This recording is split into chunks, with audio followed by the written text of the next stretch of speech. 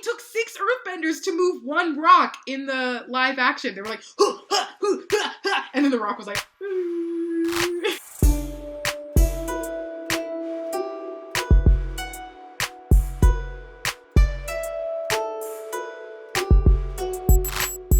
people, 94, oh my gosh, okay, this is crazy. I'm so excited. I'm literally so excited. Wow, 116 people. Catherine Lynn Rose is here. Guys, we have a celebrity in the house.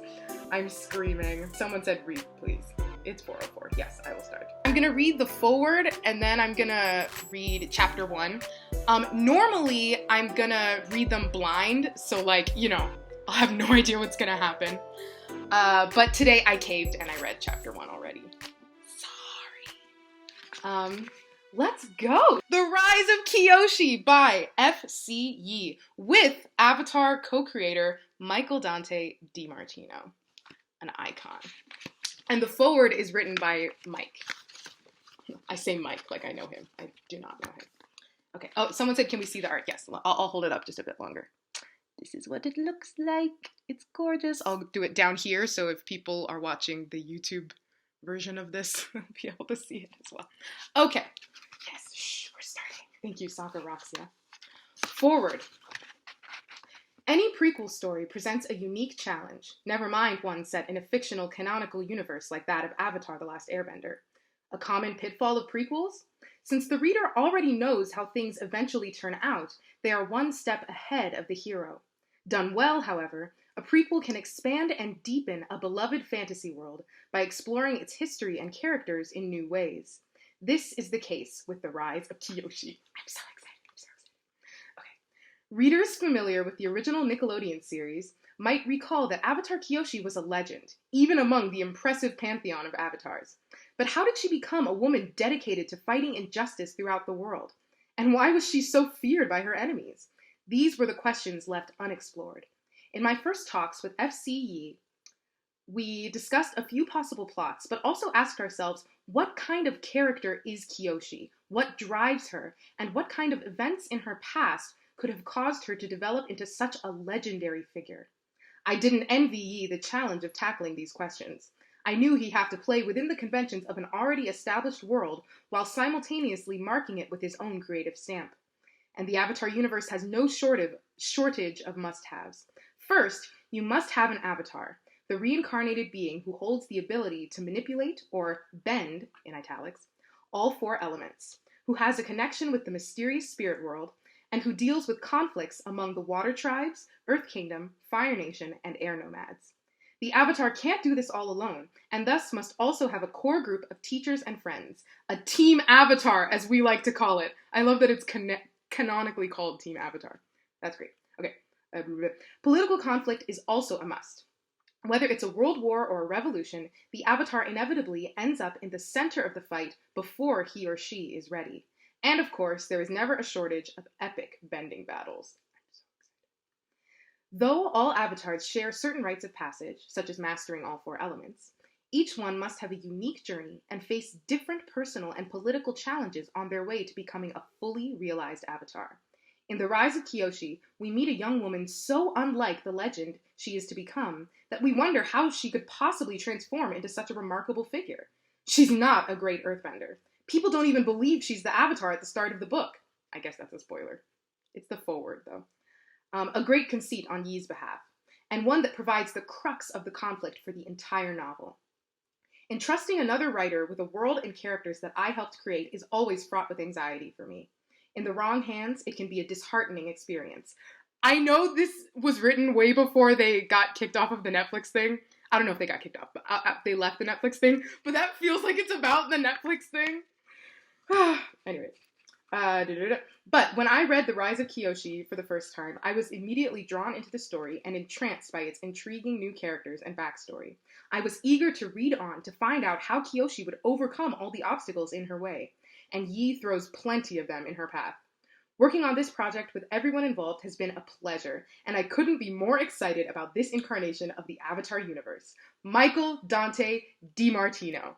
That is high praise. So that was the foreword. I really want to show you what the chapters look like. They look like this. It's so cool, like all of them do. Alrighty. Chapter 1. And the chapters aren't numbered, but I'll say their numbers so that we can keep track. Chapter 1. The Test.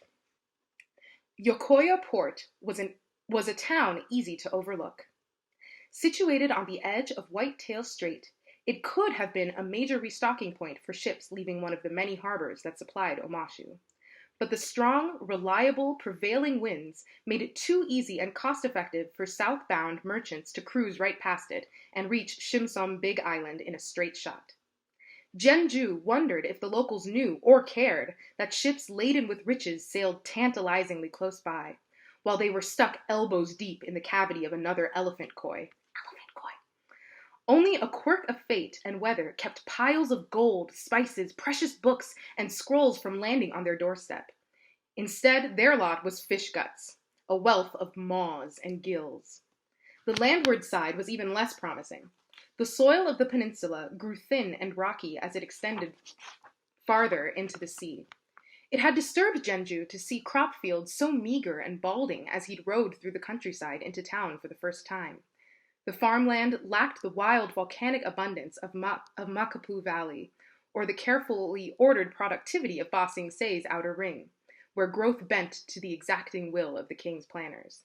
Here, a farmer would have to be grateful for whatever sustenance they could pull from the dirt. The settlement lay at the intersection of 3 different nations: air, earth, and water. Can we take a moment, pour one out for the air nomads? I'm so excited to see them alive and well in this series. It's going to be so cool. And we're back. And yet, none had ever laid much of a claim to it. The conflicts of the outside world had little impact on daily life of the Yokoyans. To them, the ravages of the Yellow Neck uprising in the deep interior of the Earth Kingdom were a less interesting story than the wayward flying bison that had gotten loose from the air temple and knocked the thatching off a few roofs last week. Despite being seagoers, they probably couldn't name any of the dreaded pirate leaders carving up the eastern waters in open defiance of the Ba Sing Se Navy. All in all, Yokoya Port might as well not have been on the map, which meant, for Genju and Kelsang's desperate, sacrilegious little experiment, it was perfect. Oh, so I'm already on 20% battery. Ho, ho, ho, ho. Okay, here's what I'm going to do. I'm going to plug in my phone. And I'm going to hold it right here. Haha. Like so. Here we go. Also, for pronunciations, I'm just going to do my best instinct for it. And then I'll try to look them up after I finish chapters to see the pronunciation. My instinct is Kelsang, but it might be Kelsang. I don't know. Here we go. Genju trudged uphill in the wet, mucky snowfall, his neck prickling from the bundled straw cloak around his shoulders. He passed the wooden pillar that marked the spiritual center of this village without sparing it a glance. There was nothing on the sides or on top of it. It was just a bare log driven upright into the ground of a circular courtyard. It wasn't carved with any decorations, which seemed lazy for a town where nearly every adult had a working knowledge of carpentry. There, the post grudgingly said to any nearby spirits, "Hope you're happy." Weathered houses lined the broad, eroded avenue, poking steeply into the air like spear points. His destination was the larger 2-story meeting hall at the end. I'm going to say Kelsang for now. I changed my mind. Kelsang had set up the shop there yesterday, saying he needed as much floor space as possible for the test. He'd also claimed that the location enjoyed some auspicious wind currents, using the very solemn and holy method of licking his finger and holding it up into the air. Nice. Whatever helped. Genju sent a quick prayer to the guardian of the divine log as he pulled off his snowy boots, laid them on the porch, and ducked through the door curtains. The interior of the hall was surprisingly large, with far corners draped in shadow and thick planked walls cut from what must have been truly massive trees. The air smelled of resin. 10 very long, very faded yellow cloths stretched across the worn floorboards. A row of toys lay on each one, evenly spaced like a seed bed. Because I've read this before, I'm just telling you guys, think about the toys that Aang had to pick out when he was becoming the Avatar. That's going to be important. Okay, here we go. A bison whistle, a wicker ball, a misshapen blob that might have been a stuffed turtle duck, and a coiled whalebone spring One of those flappy drums that made the noise as you spun it back and forth between your palms. The toys looked as worn and beaten as the outside of this building. Kelsang knelt at the far end of the cloths. The airbender monk was busy placing more knickknacks with a carefulness and precision that rivaled an acupuncturist setting their needles. As if it mattered whether the miniature boat sailed east or west. He stayed on his hands and knees, shuffling the bulk sideways, his billowing orange robes and wiry black beard hanging so low they made another sweep over a floor that had already been scrubbed clean. "I didn't know there were so many toys," Genju said to his old friend. He spotted a large white marble that looked too close to the edge of the fabric, and, with a graceful extension of his wrist, levitated it with earthbending in front of Kelsang. It hovered like a fly, waiting for his attention. Kelsang didn't look up as he plucked the marble out of the air and put it right back where it had started. "There's thousands. I'd ask you to help, but you wouldn't do it right." Genju's head hurt at the statement. At this point, they were well past doing it right. "How did you change Abbot I'm going to say Dorji for now. Abbot Dorji's mind about giving you the relics?" he asked. "The same way you convinced Liu Beifong to let us administer the air nomad test in the Earth cycle," Kelsang said calmly as he recentered a wooden top. "I didn't." Like a certain friend of theirs from the Water Tribe always said, it was better to ask for forgiveness than wait for permission. And as far as Genju was concerned, the time for waiting had long since passed. When Avatar Korok, the keeper of balance and peace in the world, the bridge between spirits and humans, passed away at the ripe old age of 33. 33, the only time Korok had ever been early for anything. It became the duty of his friends, his teachers, and other prominent benders to find the new avatar, reincarnated into the next nation of the elemental cycle: earth, fire, air, water, and then earth again. An order as unchanging as the seasons, a process stretching back nearly 1,000 generations before Korok, and one that would hopefully continue for 1,000 more. If anyone's seen Korra, sorry, no spoilers for Korra, but LOL. Okay, except this time, it wasn't working. It had been 7 years since Korok's death. 7 years of fruitless searching. Genju had pored over every available record from the Four Nations, going back hundreds of years, and the hunt for the Avatar had never faltered like this in documented history. No one knew why, though revered elders traded guesses behind closed doors. The world was impure and had been abandoned by the spirits. The Earth Kingdom lacked cohesion, or maybe it was the water tribes in the poles that needed to unify. The airbenders had to come down from their mountains and get their hands dirty instead of preaching. The debate went on and on. Genju cared less about apportioning blame and more about the fact that he and Kelsang had let down their friend again. The only serious decree of Korok's before he departed from the living was that his closest companions find the next avatar and do right by them. And so far, they'd failed. Spectacularly. Right now, there should have been a happy, burbling 7-year-old Earth avatar in the care of their loving family, being watched over by a collection of the best, wisest benders of the world. A child in the midst of being prepared for the assumption of their duties at the age of 16. Instead, there was only a gaping void that grew more dangerous by the day. Genju and the other masters did their best to keep the missing avatar a secret, but it was no use. The cruel, the power-hungry, the lawless, people who normally had the most to fear from the Avatar, were starting to feel the scales shifting in their favor.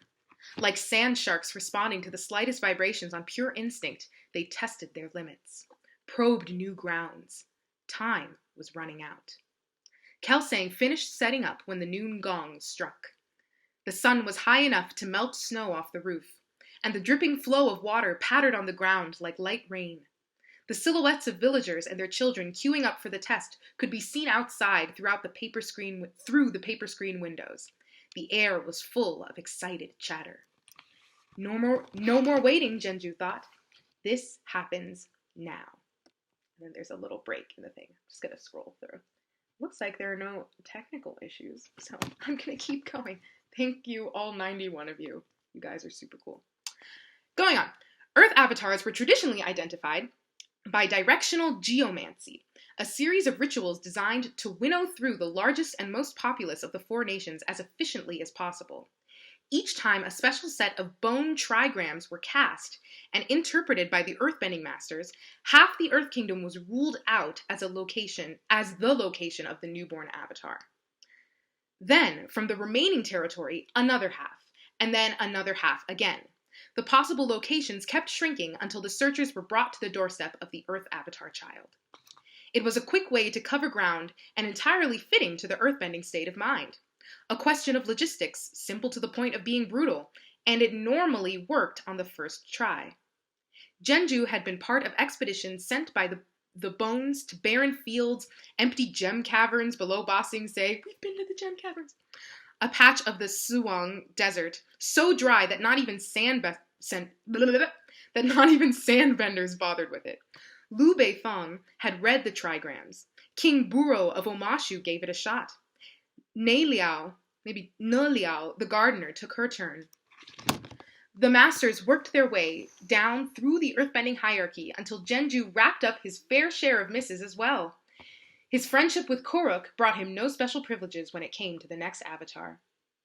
After the last attempt had placed him on an iceberg in the North Pole with only turtle seals as potential candidates, Genju became open to radical suggestions. A drunken commiseration with Kelsang spawned a promising new idea. If the ways of the Earth Kingdom weren't working, why not try another nation's method? After all, wasn't the Avatar the only bender of all four elements, an honorary citizen of the entire world? That was why the two of them were wiping their noses with tradition and trying the air nomad way of identifying the Avatar. Yokoya would be a practice run, a safe place far from the turmoil of land and sea where they could take notes and fix problems. If Yokoya went smoothly, they could convince their elders to expand the test farther throughout the Earth Kingdom. The air nomad's method was simple. In theory. Out of the many toys laid out, only 4 belonged to avatars of eras gone by. Each 7-year-old child of the village would be brought in and presented with a dazzling array of playthings. The one who was drawn to the 4 special toys in a remembrance of their past lives was the Avatar reborn. A process as elegant and harmonious as the airbenders themselves. In theory. In practice, it was chaos. Pure and unhinged. It was a disaster, the likes of which the 4 nations had never witnessed. Genju hadn't thought of what might happen after the children who failed the test were told to leave their selections behind and make room for the next candidate. The tears, the wailing, the screaming, trying to get toys away from kids who had only moments before been promised they could have their pick. There was no force in existence stronger than a child's righteous fury at being robbed. The parents were worse. Maybe air nomad caretakers handled the rejection of their young ones with grace and humility, but families in the other nations weren't made up of monks and nuns, especially in the Earth Kingdom, where all bets were off once it came to blood ties. Villagers whom he'd shared friendly greetings with in the days leading up to the test became snarling canyon crawlers once they'd been told that their precious little Jay or Mirai was not, in fact, the most important child in the world, as they'd secretly known all along. More than a few swore up and down that they'd seen their offspring play with invisible spirits or bend earth and air at the same time. Kelsang would push back gently. Are you sure your child wasn't earthbending during a normal breeze? Are you sure the baby wasn't simply playing?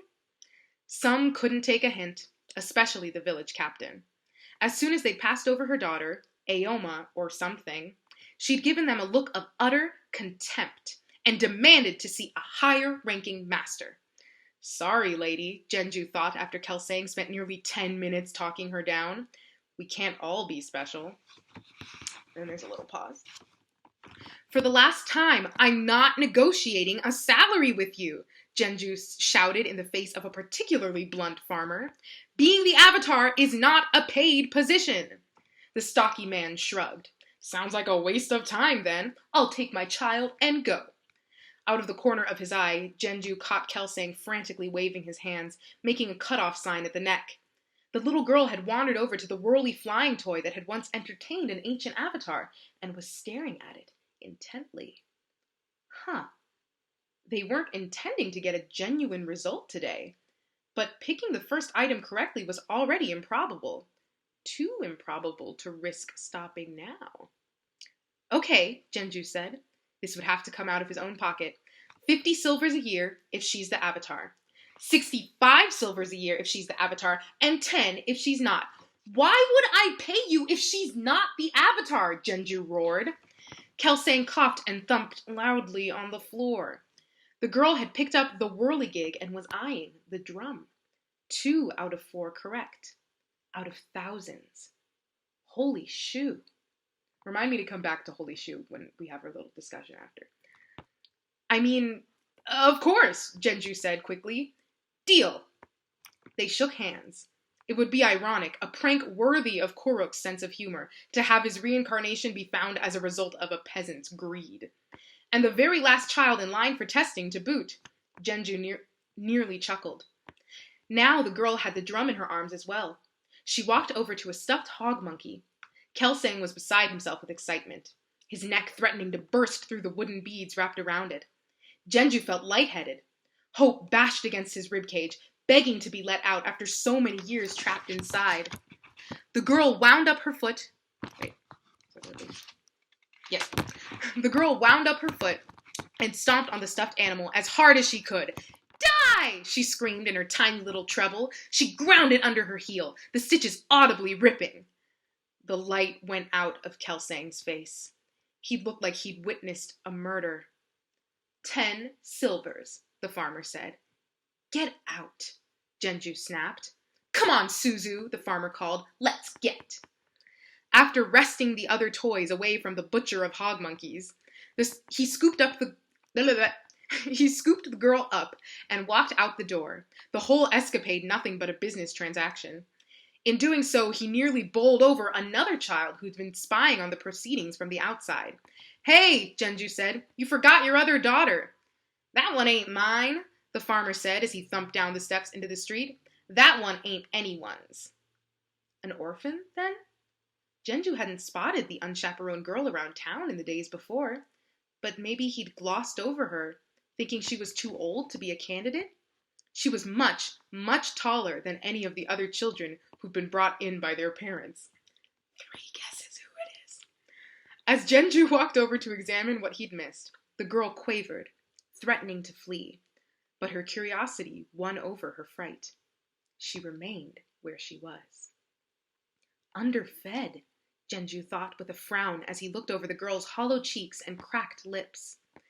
And definitely an orphan.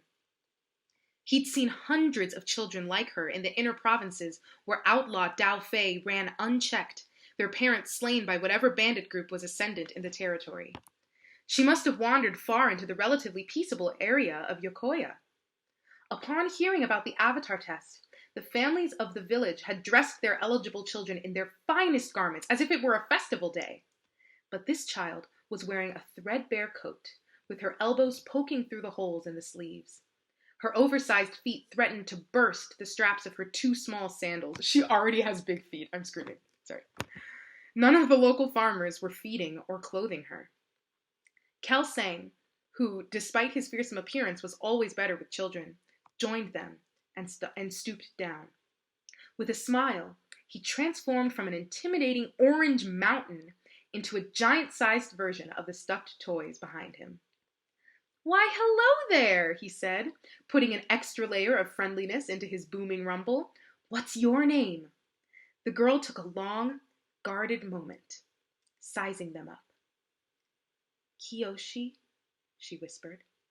Her eyebrows nodded as if revealing her name was a painful concession. Kelsang took in her tattered state and avoided the subject of her parents, for now. Kyoshi, would you like a toy? Are you sure she isn't too old? Genju said. She's bigger than some of the teenagers. Hush you, Kelsang said.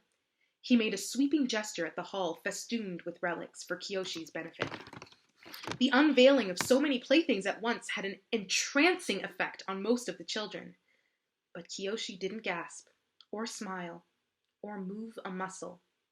Instead, she maintained eye contact with Kelsang until he blinked. As quick as a whip, she scampered by him, snagged an object off the floor, and ran back to where she was standing on the porch. She gauged Kelsang and Genju for their response, as intently as they watched her. Kelsang glanced at Genju and tilted his head at the clay turtle Kyoshi clutched to her chest. One of the 4 true relics.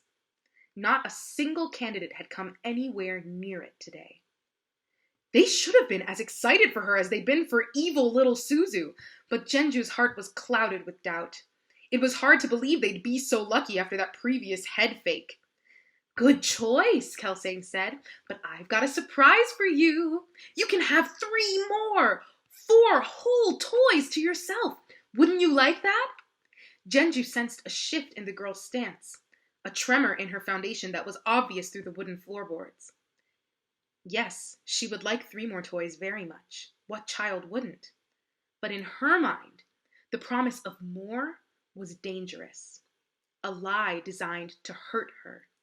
If she loosened her grip on the single prize she held right now, she would end up with nothing, punished for believing in the kindness of this stranger. Kyoshi shook her head. Her knuckles whitened around the clay turtle. It's okay, Kelsang said. You don't have to put that down. That's the whole point. You can choose different... Hey! The girl took a step back, and then another, and then before they could react, she was sprinting down the hill with the one-of-a-kind, centuries-old Avatar relic in her hands. Halfway along the street, she took a sharp turn like an experienced fugitive, throwing off a pursuer, and disappeared in the space between 2 houses. And there's another break. Genju closed his eyelids against the sun. The light came through them in scarlet blots. He could feel his own pulse. His mind was somewhere else right now. Instead of Yokoya, he stood in the center of an unnamed village deep in the interior of the Earth Kingdom, newly, quote, liberated by Shu Ping-an and the Yellownecks. In this waking dream, the stench of rotting flesh soaked through his clothes, and the cries of survivors haunted the wind. Next to him, an official messenger who'd been carried there by palanquin. I just watched the finale. Palanquin. Sorry. Read from a scroll, spending minute after minute listing the Earth King's honorifics, only to end by telling Genju that reinforcements from His Majesty's army would not be coming to help. He tried to shake free of the memory, but the past had set its jagged hooks into him. Now he sat at a negotiating table made of pure ice, and on the other side was Tulok, lord of the 5th Nation pirates. The elderly corsair laughed his consumptive laugh at the notion he might honor his grandfather's promise to leave the southern coastlines of the continent in peace. His convulsions spattered blood and phlegm over the accords drafted by Avatar Yangshen in her own holy hand, while his daughter lieutenant watched by his side, her soulless gaze boring into Genju like he was so much prey. In these times, and in many others, he should have been at the right hand of the Avatar, the ultimate authority who could bend the world to their will. Instead, he was alone, facing down great beasts of land and sea, their jaws closing in, encasing the kingdom in darkness. Kelsang yanked him back to the present with a bruising slap on the back. Come on, he said. With the way you look, people would think you just lost your nation's most important cultural artifact. The airbender good humor and ability to take setbacks in stride was normally a great comfort to Genju, but right now he wanted to punch his friend in his stupid, bearded face. He composed his own features. We need to go after her, he said. Kelsang pursed his lips. It would feel bad to take the relic away from a child who has so little. She can hang on to it. I'll go back to the temple and face Dorji's wrath alone. There's no need for you to implicate yourself. Genju didn't know what counted for wrath among airbenders, but that wasn't the issue here. You'd ruin the air nomad test to make a child happy? He said incredulously. It'll find its way back to where it belongs. Kelsang looked around and paused. Then his smile faded. as if this little blot of a town were a harsh dose of reality that was only now taking effect. Eventually, he sighed, maybe.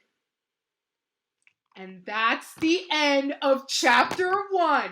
Oh my god. Wow. So many thoughts. Okay, first of all, I said this briefly earlier. Can we talk about just like the air nomads existing and being alive and well and just like living their best lives? Like, I'm sad, but like it's so cool to see them. And also that Ba Sing Se has already been built and was already like a big city. Can we do a summary? Yeah, that's a great idea. Especially since, you know, people have been joining as we go. So basically, Genju is an earthbender and he's from the Earth Kingdom. And Kelsang is from the Air Nomads. And they were both friends. It sounds like they were both friends with Avatar Korok, who died at 33. Rest in pieces. I think it's because he went to the spirit world to find his girlfriend or wife. I think that's why. And then I guess he just like died. Air nomads, but make it alive. Nice. That's hilarious. Basically, it's been 7 years since Korok died or left or whatever. And they haven't found the next avatar. And apparently they normally do this thing that involves out of geomancy, where they narrow it down to half the Earth Kingdom, and then to a quarter of the Earth Kingdom, and then to an eighth, and then eventually they find the next Earth avatar. But apparently that didn't work. They've been trying it for years, and so now they're like, maybe let's try the air nomad way. And so we know the way because because we've seen the show, and that's how Aang was picked. They tested it out in a little tiny village, which is right near, it sounds like that's where Kyoshi Island is eventually going to be. And so they let the Earth, and all these earthbending kids, Earth Kingdom kids get to pick the toys. And then they do a fake out with us. We think it's going to be this one little girl, and it's not. And then Kyoshi, we learn that she's an orphan, probably. She has nothing, no, food, tattered clothes, all that stuff. And she picks one of the right things. But then he's like, hey, you can pick more. And she freaks out. And so she ran away. And then they were just stressed about it. And Genju had like a flashback where, they threw a lot of like information at us about like Fifth Nation pirates and daughter lieutenant or something. So I don't even really know what that means either. But they were just kind of setting up that there are a lot of political conflicts happening right now. So get ready, because Kyoshi's got to fix them, I guess. Oh, I also had another thought. So when I was reading chapter 1 a couple days ago, I was thinking about, guys, listen. So, and this is canon, that each of the 4 nations corresponds to a season. The Water Tribe is winter, Fire Nation is summer, Earth Kingdom is spring, Air Nomads is fall. That's canon. But can we talk about how the order in the intro and just in general is water, earth, fire, air, winter, spring, summer, and fall. And like, Iroh sings that song, and like, Iroh is the one who like is so big on, like using stuff from all 4 nations, and he teaches Zuko to like do stuff, and like, winter, spring, summer, 4 seasons, 4 love, like the 4 nations, like it literally, oh my god, Chin the Great is going down. Chin the Conqueror, Chin the Imperialist, the colonist. I had to just take a week for part 10. I just started grad school this week, so have a lot of reading to do. But I promise I will keep doing them. Sending love to everyone who's doing online school right now. I am as well. One of my teachers had a great suggestion. It's called 20, 20, and 20. I forget what it's called. But every 20 minutes, look 20 feet away from you for 20 seconds. And it just kind of helps reset your brain and your eyes too, because you're focusing so close. Hey, 你好, 朋友. 天哪, 很开心. Hashtag down with Chin. I love that. Guys, I get comments in Portuguese so often, and I'm just like, ah! And of course I get comments in Spanish. I've gotten some in Dutch. I got some German ones today. I got one in Norwegian, which was awesome because I'm learning a little bit of Norwegian. I got one in Chinese, and I responded because I speak Chinese. Yay. Diana, hello! I'm not doing anything right now. I'm procrastinating. I do have reading that I need to do for school. Chin the Dead. Rip. Secret Tunnel is a classic. Do I have a favorite? I think it would have to be Secret Tunnel, but I feel like that's not really fair because that's the only really like full length song, you know? Aha! 我说中文，天哪！还有别人会说中文吗？写吧，写你的中文名字，写 I don't know. You can write whatever you want. Ah! Island Rainbow! Oh! Okay, someone knows me from Girl Scouts, so hello, other Girl Scout. I sure am. Island Rainbow is my camp name for Girl Scouts. LOL. Ah! Long way to Ba Sing Se. But the girls in the city. My brother and I loved that when we were kids because his mouth opens so big. Are there any other songs? Can you please be my older sister? Yes, Donut Queen 2000.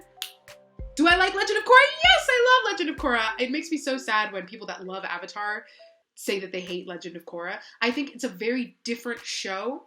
And if you go into Korra with the expectation of getting just like Avatar: The Last Airbender Part 2, then you won't like it. So yeah, because it's not the same show. You know, same universe, different show, different vibe. But I think they talk about how Korra deals with trauma really well. And I thought that was really cool. Ah! Yes, Sokka is a god.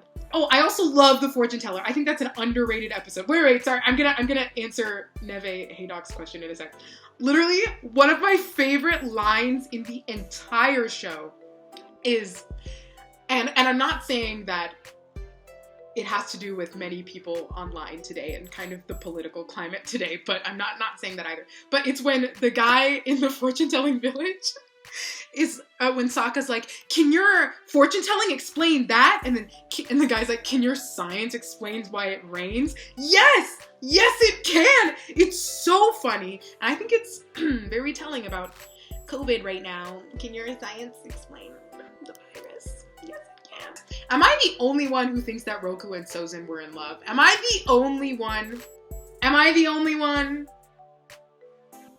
All right, moving on. I'm a big language nerd. That's my other thing. Performing arts and language. Jizz. Sokka and Aang share one brain cell. And you actually usually Katara has the brain cell usually. And then she lets them borrow it. I literally have a 12-page spreadsheet, folks. I've told you about this, but I'll tell you again. It's 12 pages! It might be 13 actually. Read all the comments so I can respond to them. Yes, we all want to be Kyoshi's girlfriend. Oh, I forgot to mention in the Liu Beifong. Guys, the Beifongs, they are like an ancient family. Like, if in Kyoshi's time, that was, I think Kyoshi lives to be 230 or something like that. And Roku lives to be old. So, that's almost 400, and then Aang is, you know, gone for 100 years. So that's like 400-500 years that the Beifongs have been prominent, and probably longer because they're prominent by the time this book happens because they're involved in the decision. So that's really cool. I am the cabbage guy. Who do you ship like with the cabbage man? His that's weird. I don't know, someone who loves and respects his cabbages and him and his business and doesn't topple them to the ground all the time. The Brenda! Hi, Brenda! I love when my real life friends, when they show up on here, I'm just like, what up?